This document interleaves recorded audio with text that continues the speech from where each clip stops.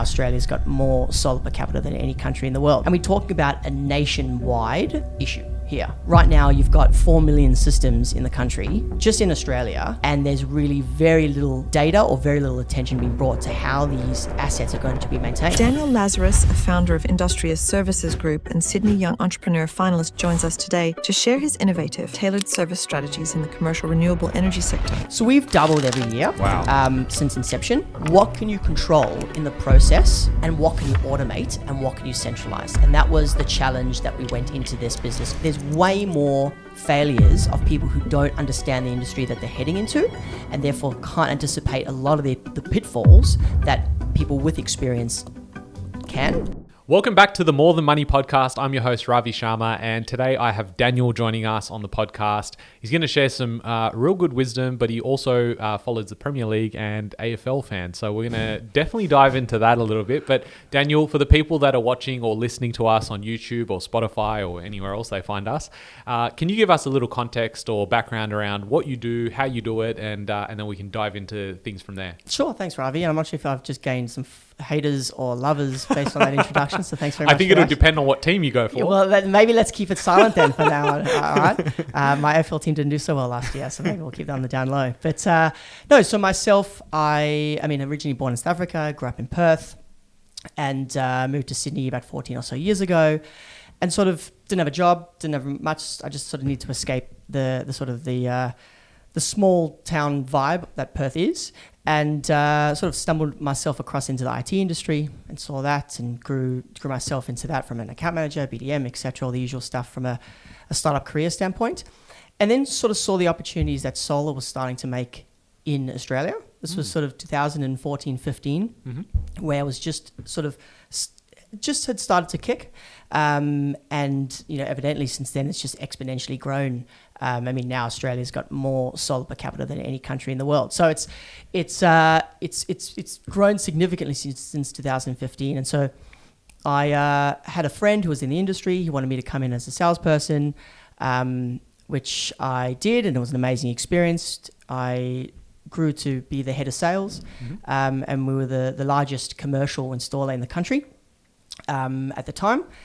And then saw sort of a large opportunity, which sort of brings us to the business that I have today with my business partner. I was the head of sales, he was the head of installs. And whilst we're talking about solar, which isn't exactly the sexiest industry in the world, I'm very cognizant of that, right? We're not fintech or anything like that.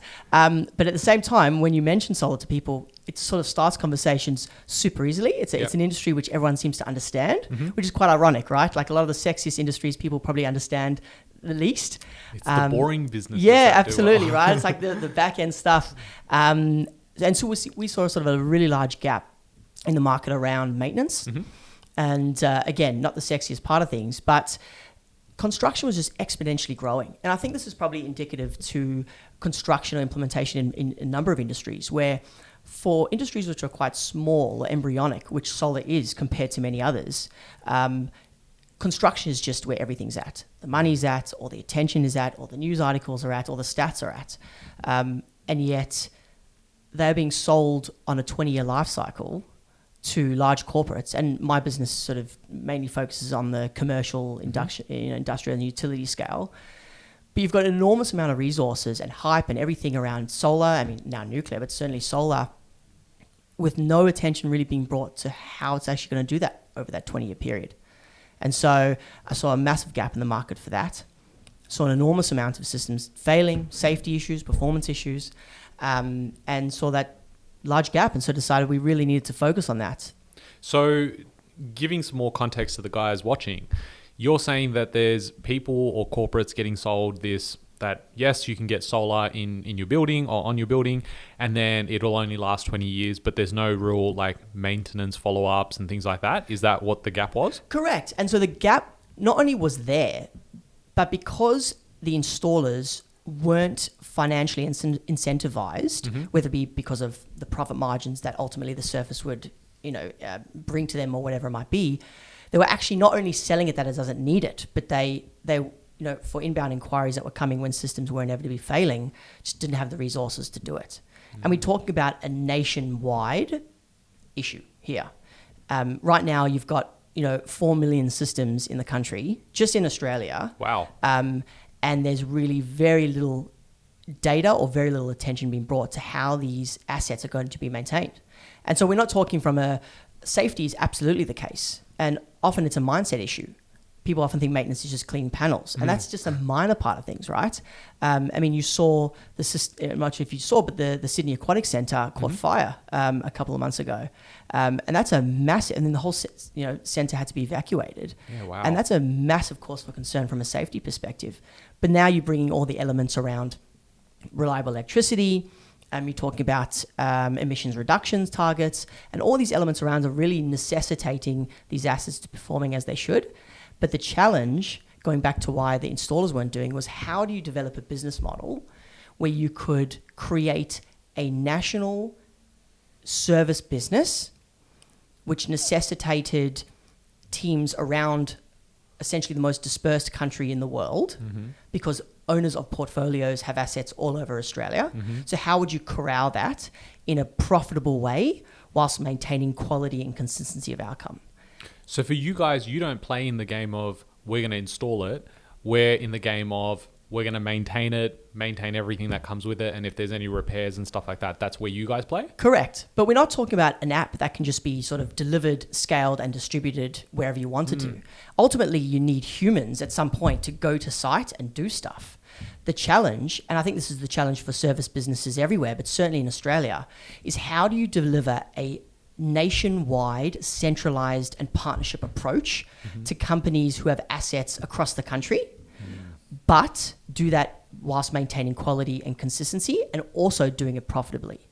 I mean, we're talking about jobs which are anywhere from $500 to $10,000.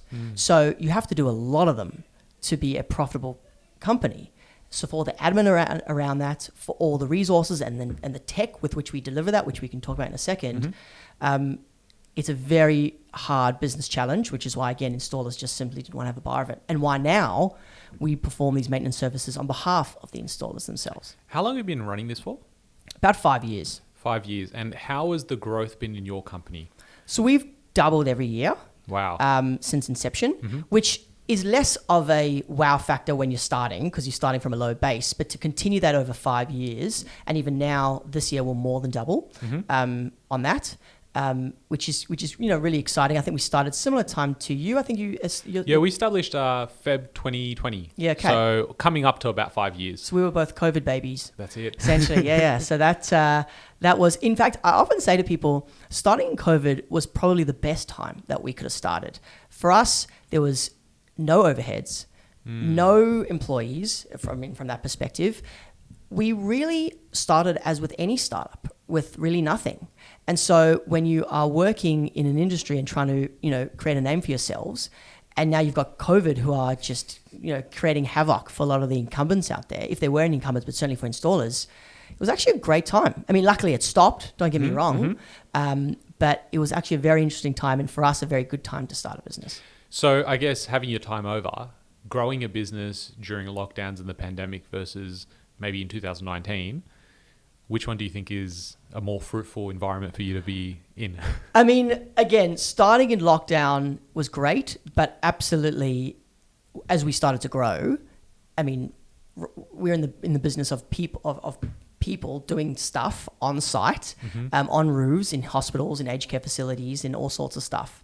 And so, we talk about today's a rainy day. Our biggest factor that sort of stops us doing things is weather, really. Ultimately, COVID wasn't a great thing, and it wasn't a great thing for business in general, and how it was handled is a whole nother topic. But certainly for us, we're happy for it to go, and it really sort of left at a great time for us as we started to really build the business. Wow. So for you guys, it's not so much about, this is a real business where what you can't control is actually what you can't control, because the weather is not dependent on what, whether you want to do X amount more this week. If there's weather conditions that don't allow for that, you're completely screwed on that front, correct? Correct. Except the beauty about why I wanted to establish this type of business, although it definitely has its challenges, as opposed to where I was at, which was in construction, was a number of things which we don't really have to deal with. One is exchange rate risk, which is an enormous factor when it comes to procuring product from overseas, namely China and Europe. We didn't have to deal with procuring a large amount of product before we did any installs. So from a cash flow perspective, it works a little better. Mm-hmm. Obviously, the negative to all this is that we have to build process and automation and tech and scale to, again, be a profitable business. We have to do thousands of jobs. We're not doing 5 jobs or 10 jobs a year or 20 jobs. We need to do thousands to be profitable. And so the challenge at the very onset was, how do you deliver thousands of jobs everywhere in Australia with different teams for a number of different clients? Often they are large portfolio owners. They could be supermarkets, they could be installers themselves, they could be financiers, insurers, whatever it might be, but then deliver consistency and quality of outcome.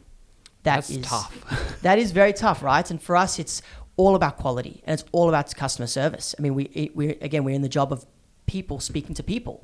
So what can you control in the process? And what can you automate and what can you centralize? And that was the challenge that we went into this business sort of saying to ourselves, where can we automate, or where are the tiny bits of increments that we can optimize to make everything run as smoothly as possible so that we don't need 50 people behind a desk trying to administer all these jobs. So the pandemic kicks off. You wake up in the morning and you decide, I'm going to choose the most unsexiest business to get into, where I rely completely on people, while there's other businesses out there getting these real flashy, fintech products and things like that. Mm-hmm. What drives you to go, this is the place that I want to be and I want to be here long term? So if you ask me that question and ask my wife that question, there's 2 very different answers. I imagine it would be. Yeah, for sure. And she's been amazing throughout this process.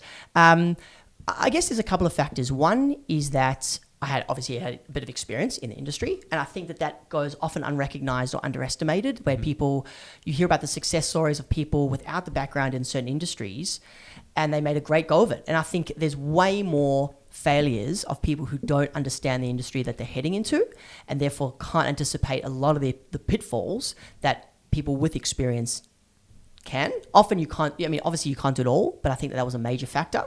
And because of that, I identified the gap in the market. Now, the gap is not just the gap. It's around, okay, here's a gap in the market. Is it possible to develop a product market fit? Because having an idea or a gap is absolutely not the story. It's about how can you develop a product that has a product market fit that people are willing to pay for. Mm-hmm. And in my case as well, I had a partner who had really complementary skill sets to mine. So my partner, Jamie, he was the head of installs. Mm-hmm. He's an electrician. He couldn't look any more different to me in any capacity. In fact, the picture for those awards nights, there was myself in a sort of a, in this, and there's him. He's way taller than me, and he's in high vis gear. He's he's through and through Aussie, from regional New South Wales. So very different, but he's an electrician. And he's got an extremely active brain when it comes to how can we deliver these particular services in the best way possible. So for me, I could say, okay, this is what we need to do. This is how we can do it profitably. And these are some of the things that we need to automate. But he had the knowledge to say, this is what we need to do on site. This is what the market needs. And this is how we can engage with our network across the country. So without him, this would not be possible. And it's definitely a testament. I know there's definitely, failures and all sorts of stuff with partners. But I can truly speak to a success story around having a complementary partner at the helm, even if it just means mentally that not everything's on you. So that was definitely part of it. How important is it to have a partner that complements your skills rather than just be the same, same person with the same set of skills? Totally. I mean, he's my second wife, that's for sure. I think part of his skill set is just dealing with my mental anguish on a weekly basis. That's definitely a skill set of his. But I think it's absolutely critical. I think it brings for us a huge amount of credibility to the business because at the end of the day, we're a technical business. We're an electrical business, although I will stress that we are an electrical fulfillment and logistics business that he brings an enormous amount of credibility to. But the credibility is not just him being on the books as a director. It's his establishment of all our processes, all our scopes, making sure that what we do on site is actually valuable to the customer. So you mentioned something a little bit earlier, which was it's important that someone, if they're thinking about getting into business, that they actually have runs on the board or at least experience in that industry. I think it's so important, especially even for our industry, is that if you haven't been a client of a BA or a buyer's agency, or you've been someone who's been buying real estate for a while, you'll never see that side of, the business. And so when you go into a business like we've got, is when I walked into it, starting up this, it was because I identified the gap. So where are your thoughts at when it comes to people that do set up something that they don't really have experience in, versus someone who has experience, has identified those gaps, and then starts a business? Well, it's an enormous challenge. And we talked about having the experience around the pitfalls, but it's having a network. It's having the ability to talk to your customers and being the expert in the room around the gap that you're talking about. I don't want to mention specific companies, but there's a lot of examples I can bring where successful businessmen, or even not successful, but let's talk successful in one industry, has tried to break another industry, and it just hasn't succeeded because of cash flow issues or logistic issues or product issues or whatever it might be, that they simply just didn't anticipate. Now, you'll of course hear about the businesses that overcame a lot of those challenges or didn't have those experiences, but I can assure you that there's been an enormous amount of failures from that. And so just to put some context into our business, so we saw the gap, we understood the challenge, and that was really important. So the challenge that we understood was to say, we do solar, there's maintenance here. We know that there's not a huge amount of, the teams that deliver our work would prefer to do installations than maintenance. Mm-hmm. So getting them on board is hard enough. But then we know what people are willing to pay for that service. We know where the gaps are from a scoping perspective. So even something around how much to charge, like that alone can make or break a lot of customers where you've got one chance to get in front of them. All these little things make an enormous impact. What does success look like for you in your business? And then I guess the second part to that is in life. So for us, I guess there's micro and macro successes. The other day, so we've got a tech platform that we use to engage with our customers, that allows us to sort of centrally communicate with them and centrally sort of update them with job statuses and things like that. So we've got data capture stuff that our teams do on site, and we've got a whole bunch of automation around our report compilation tools. Mm-hmm. So I'll get to the answer in a second, but obviously there's automation that we do. So the micro successes that we often have is making those slight adjustments which make material impacts down the line. So, even yesterday we introduced a feature on our platform at the front end, and knowing how much this is going to benefit our internal staff and also our customers is a massive success for us. Like I know it sounds so corny, but it really is. Identifying a inefficient process to me is just as amazing as selling to a customer. Yeah. Because ultimately, first of all, to the bottom line, it makes the same difference. Mm-hmm. And also, it sort of strikes me as how important it is to be in every element of your business, being macro but also micro. So celebrating the small successes. I was listening to your other podcast, I think it was with Julian, I believe. And I think ultimately every business owner has the dream of, the liquidity event and what have you. But I think we're a long way from that. We're doubling every year. The tidal wave of maintenance was always going to be a battle that we knew we were going to have for the first 3 years, the business. It was really a grind. Mm-hmm. And the last 2 years, it's just exploded for various reasons. But I think most notably, systems are now old enough for people to understand that it needs maintenance. Got you. Right? Because you were saying dates-wise, we're probably getting to that point where you're now starting to see some of those issues pop up. So now you can connect in the dots of like, we knew this was going to happen. And so, for us, it was about getting to the market early because we knew we didn't want to raise money and grow quickly because especially with services, you need to maintain that quality. And that's something else which is interesting around, yes, we could have maybe grown quicker with investment, but the business would have failed for sure if we didn't grow organically. So I think for me, the success is continuing that growth trajectory and ultimately doing stuff like this where the conversations around maintenance can really be had for people with houses with solar or people with commercial residences with solar. I think for me, success is changing the mindset of the industry. I love for that. absolute sure. So you guys only operate in the commercial space, but nothing in the residential? We are actually currently doing a project. It's around sort of 3,000 inspections in a state. So that's all residential, but it's essentially for, our client is essentially a commercial institution. Got you. Okay. So we would do we just wouldn't work directly with residences. Got you. And it's a totally different industry. I mean, we talk about motorcycles versus motor cars. It's sort of in a similar analogy to that. You think they're sort of similar, but they're actually quite a lot more different than you think. Yep. But the mindset is very consistent across the two. So how do you guys go about finding clients for the business? So, great question. For us, it's all around how can we minimize our CAC, like customer acquisition cost. So, right now you'll see that my title on LinkedIn is not CEO; it's Director of Partnerships, and it's that for a very specific reason. Is because we rely on partnerships for the growth of this business. And so for us, I sort of quote Richard Branson is that customers aren't number one, employees are number one, and if you treat them well, it will inevitably trickle to your customers. For us, it's sort of employees, partners, and partners can be our contract delivery partners or and then customers as well. So partnerships could be anything from our contractors to our customers.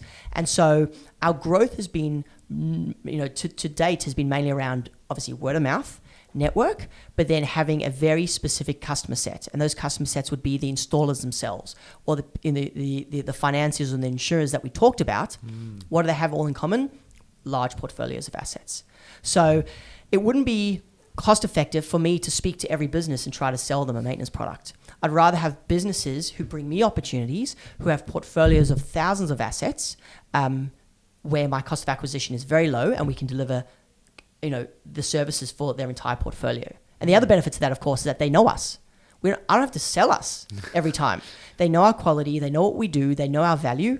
And because in many cases, they have portfolios of assets, they know exactly the value that we can provide. It's so different having someone approach you versus you approaching someone else, and then it's a completely different ballgame when you've got someone who works with you, refers you business. Totally. It's a whole different conversation. The power dynamics are different. We've only just started exploring, partnerships and referral partners because we've never really done it. And again, we've seen the fruits of that labor. It's like the conversation was so much easier versus when someone's reaching out to us because they saw a Google ad or, just randomly someone, searched us up and found us that way. Totally. I mean, I'm jealous you've grown to this size and you haven't begun exploring your referral program. That's amazing, right? But actually, ironically enough, so that's how we started and how we could do it at a budget and really focus rather than on sales, focus on our quality of delivery. But now that we've got, I won't say down pat, it's always improvements, but we've got it to a point where we're really happy with the quality of service and our technology and our delivery technology. We've actually now just engaged a marketing and PR agency to really start that growth across the wider industry set, to really start that movement, as I talked about, around how can we change mindset. So that's really, really important for us. So now is our time to really start to grow and really start to scale. But the TAM is still very much large in Australia. We're starting to speak about potentially delivering this product in overseas markets as well. I think this is an enormous gap that we can deliver to the market. So talking about the company itself, how many people do you have in the company now? So we've got 23. Yep. We've got 115 teams across the country. Those are a mixture between internal and subcontractors. But we've got 23 staff. Some are overseas, most are local. But again, talking to that, the large portion of our engagement is with our teams that are doing work for us across the country. Now, you seem like a switched on dude. How do you manage to do work? I'm just good at sales. And then manage people? Sorry, can you repeat that? Sorry. So you run the business. Yep. But then you also have to run the business internally, which is with employees. Yes. And I feel like now that I've gone through this phase, I've gone, maybe I'm not so good at this, but I'm really good at this. Totally. It's really rare that you find someone who's really switched on both fronts. How do you manage it? And do you find that there's potential parts that you're like really good at and there's really parts that you don't want to touch? Totally, right. So aside from trying to improve myself through podcasts or ebooks or whatever it might be in terms of how I can improve personally, you are right. there's things that I don't know that I don't know. There's certainly weaknesses. There's time constraints. There's all sorts of stuff which I can't control. A big part of that is having the partner, the director of the partner, who can alleviate a big part of that. And another element of it is empowering your staff as best as you possibly can to manage a lot of the tasks that you used to, or managing certain people that you used to. And a lot of it's a juggling act. I mean, we have, I have, which I think is really critical, is monthly one-on-ones with every single one of my staff. And I can't do it weekly because I just think that's too frequent and not purposeful. I think they conduct their weekly meetings with their staff, but I conduct monthly meetings with all my staff. And I think whilst inevitably that will have an end date, I think what's that allowed me to do is be across enough of the different elements of the business to understand how I can add the most value strategically at a macro level. And I think what, companies, I mean, I listen to the Contrarians podcast with Adir and Adam Schwab, and they talk about, there gets obviously to a point where your business is too big to do that. But if you can structure your business in a way where you can be across as much detail as you can, there is something, to talk around work on the business or in the business. I get it.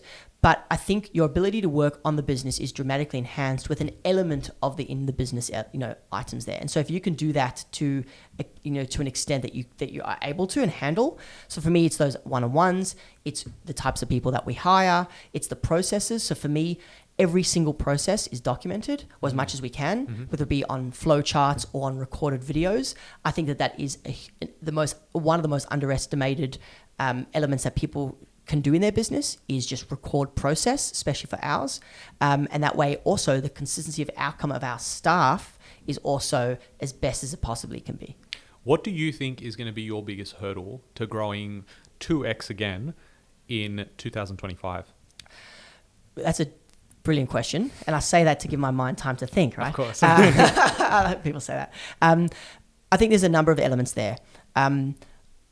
And the challenges are different at the beginning than what they were. I mean, we're not so cash strapped that every single dollar needs to be counted for everything. We can now sort of spend things around marketing and PR, which is brilliant. But the biggest elements for me is my time from a sales perspective. So I'm essentially our only salesperson because it hasn't needed that. That's how I've structured the business from a partnership perspective. So as we start to grow, I believe our biggest challenge, aside from process, but we've worked really hard on that, and that will always continue to improve, is the sales function. And how do I continue to give the level of customer service on the front end, not on the back end to our delivery and our fulfillment, but on the front end as much as they can. All our staff, a lot of our customers are used to calling the director to escalate, and the director to handle it. And how do I manage that? I've been able to do it, more and more to the point because of the process and because of automation and because of all sorts of things that we've been doing. But that will be the biggest challenge. But hiring sales staff, that's another challenge because they don't pay for themselves. They're not on the tools. So, and often they could take 1 to 2 years to start to develop a pipeline. So that's the consideration we're at the moment is how do we sort of balance that gap. I imagine, having grown every year for the last couple of years, that you invite hurdles into your life. And so when it comes to growing the business, it's almost like, and I've definitely felt this, so I'm interested to know your thoughts too, is just before you're about to take off into the next level in your business, you'll probably be faced with one of the biggest challenges that often most people would go the other way from. And so when you go past that level, it just sort of accelerates and it's exponential from there until you get to the next level or next tier before there's another big hurdle to, focus on. Have you sort of felt like that in your business as well? I mean, absolutely. I feel adjacent to that is and people sometimes speak to this as a good thing, and I really see the negatives in it. Being transparent myself is around this insatiable appetite to grow, and not really being satisfied or not looking back and recognizing the successes and only focusing on the failures that you're talking about. So absolutely, there's one challenge, and as soon as you overcome it, there can be another one, and that can be really mentally taxing. And often, these new challenges can be more detrimental to the business, or certainly detrimental to new areas of the business that didn't exist before. But I think it's so important to look back at the successes, which for me, I'm trying to do. and mentally prepares you to face the next challenge, I think, because you really need to recognize those successes, but it is very difficult to mindfully do that. So I think that's the biggest challenge. One of the biggest challenges I'm having day to day is to just hold on this insatiable appetite to grow and to really focus on what you've achieved and learning from mistakes, fine, but just taking a pause and focusing on those successes. Do you think it's hard to smell the flowers while you're trying to still grow and get to the next level? Absolutely. And I have not found a solution to that. I play sport and I do things to try and mentally sort of handle a lot of the day-to-day and the pressure and etc. But I have not found an answer to that. It's really difficult. Sometimes you need a wife to say, hey, to put you in your place and to say, hey, this is what you've done. And maybe that's the answer. Maybe it's, surrounding yourselves with positive people. I was listening to a video with Warren Buffett, and he talks about this exactly around surrounding yourself with positive people. A lot of it's purposeful and a lot of it's luck.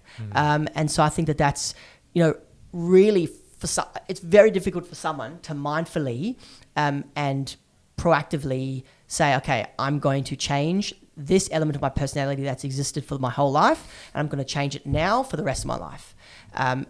It needs someone to really put you in your place as you incrementally improve over time. So that's, I guess, the answer to that one. Yeah, because changing a habit in the exact same environment usually doesn't work. You'd have to have your environment change, or the people around you, which is a part of your environment anyway.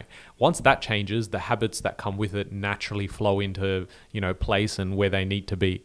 So I guess, when it comes to talking about this topic and going down that path, I think we could go on for a while.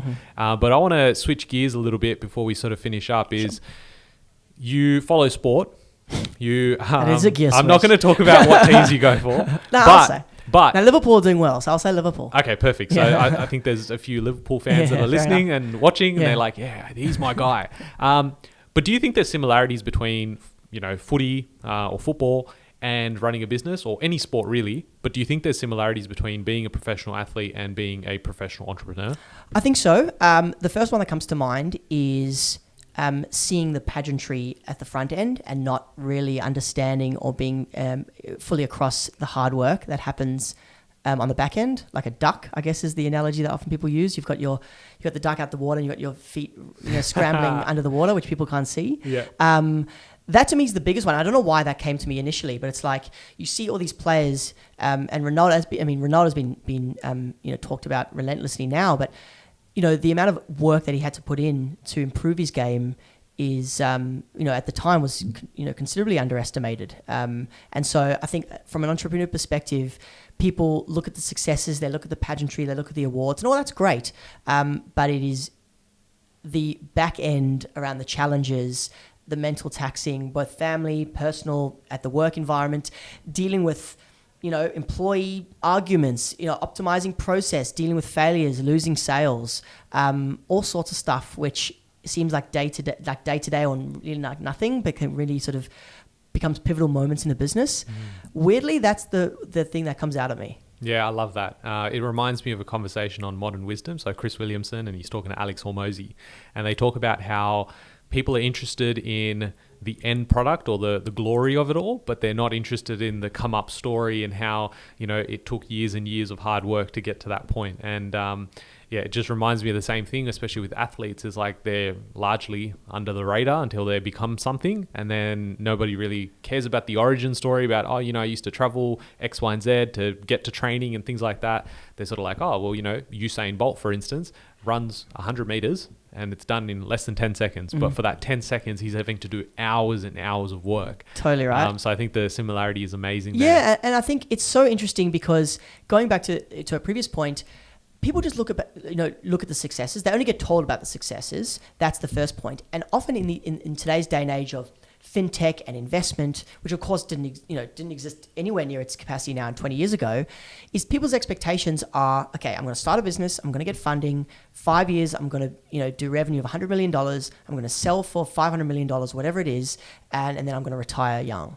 And, obviously that's a generalization, but that is the sort of the notion of a lot of young entrepreneurs today. And I'm not talking about the whole Gen Z, lazy, etc. It's not about that. It's just some businesses are doing that. Most aren't. Most are actually failing. And I think if you can keep a business going and successful and profitable, that is the ultimate. That is an enormous amount of success, and in many cases, the ultimate success. Back in the day, people were having businesses. I mean, I've listening to IKEA, and IKEA's been going since the 40s, and the only money he's put into it is $500. Wow. That's it, $500. Or look at Meriton, look at all these companies that have been around for decades and decades. Now, could that company have been what it is today after 10 years if it had all this investment? Maybe, but he certainly wouldn't have had the equity in it, and it certainly would have been the company today because he wouldn't have had the influence.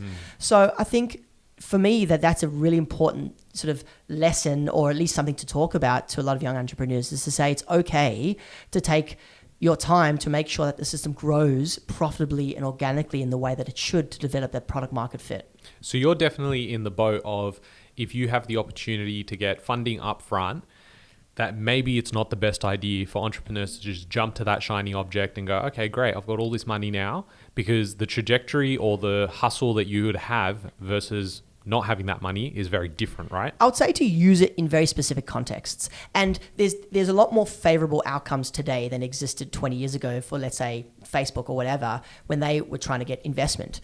Right now, you're not having VCs knocking on the door demanding majority shares and things like that existed back then. But even now, it's important to ensure that when you're going to VC, or if you're looking for funding from anyone, that money is very purposeful and it's being used for profit generating activity. It's not being used to hire sales staff. It's not being used to pay off debt. It's being used to potentially service a particular market or a particular technology that or that you strongly believe is going to work. Yeah. And it's also up to the VC to make sure they do their due diligence, right? Obviously, it's a two-way street. But it's definitely, there's a time and place, absolutely, for sure. But I just feel like people are so quick to do the VC route, especially at the very beginning when VCs can put in less money for more equity. Yep. And it just turns out to be a shambles. There's different directions, different mindsets, different directions they want the business to go. It just doesn't work out well. So that's, I guess, the moral. Yeah, it can definitely kill off a business. Now, one of the things that I finish up on in every one of these podcasts episodes is to ask the real $1 million question, which is, what does money mean to you? Do you think it actually buys you happiness? Well, according to the study, up to $40,000 it buys you happiness, and then it goes down, right? So I could statistically tell you it doesn't. For me, it certainly buys an element of happiness to the extent of wanting security for my family. I'm sure that everyone talks about that, but especially living in Sydney. For me, I'm very comfortable where I'm at.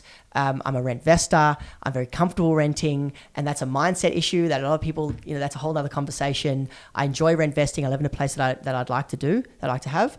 But I'm cognizant that there's something emotional about having your own home, and also, having family members where you can buy off their mortgages and all the stuff that I'm no doubt all your guests previously have said the same thing. But for me, the element of success will be financial security. I know that it's a fluid topic and a fluid notion, but certainly paying off, owning my house in Sydney and my family's mortgages would be, for me, a massive tick. I love that. And it's a good place to finish off the chat. For sure. Daniel, thank you so much for coming on board, mate. Guys, if you like episodes like this and guests as talented as Daniel, if not more, then definitely... Not more. Can't not be more? Can't Less be than more. that. Then definitely subscribe and like the channel as well. And if they want to follow your journey and see a little bit more about you, where can they find you? So please follow us on LinkedIn, go to our website. But yeah, most of our posts are through LinkedIn. That's our main channel. What would they search on LinkedIn? So Industrious Services Group, Industrious with an AS, INDUSTRIAS, Industrious Services Group, some sort of Latin foundation, I don't know. Or follow me on LinkedIn as well. That would be brilliant. Amazing. Thank you so much, mate. Thanks so much. Cheers.